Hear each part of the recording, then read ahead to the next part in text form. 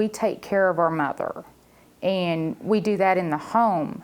Now with this, I'm afraid that we're not going to be able to, and that might ultimately lead to her going into a nursing home, which will ultimately probably kill her.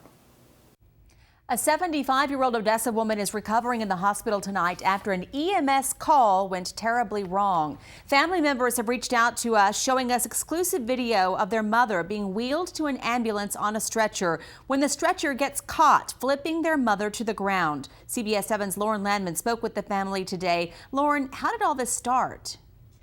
Tatum, the original call to the paramedics was because 75-year-old Estelle Griffis was having fluid buildup in her legs. However, after looking at photographs and videos obtained from the family, Estelle arrived to the hospital in much worse condition.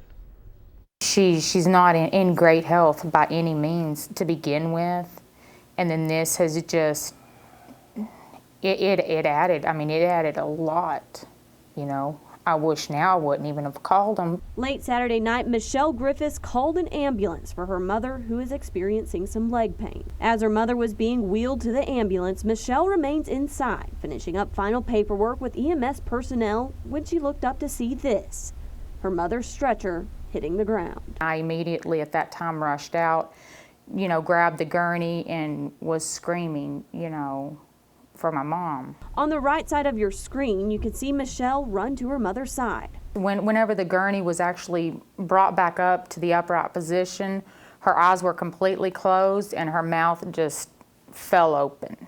Michelle says the fall completely knocked her mother out, ultimately leaving her with stitches, bruising, and the inability to get out of bed.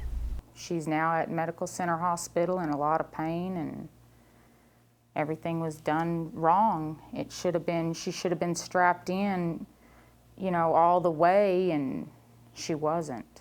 Michelle says there was only one strap around her waist holding her mother in place. CBS 7 reached out to the city of Odessa, who says they were made aware of the situation and have made a report. But due to her medical rights, they are unable to release any of that information. I know that the guys are sorry that it happened, as we are.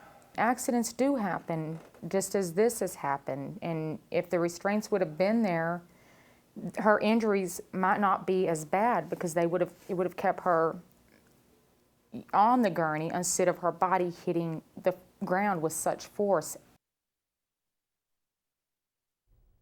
City officials say they will continue to follow up with the Griffis family as their mother continues to recover, and personnel with Odessa Fire and Rescue have gone over protocol and retrained their personnel in how to properly strap in their patients. Live in the newsroom, I'm Lauren Landman, CBS 7 News.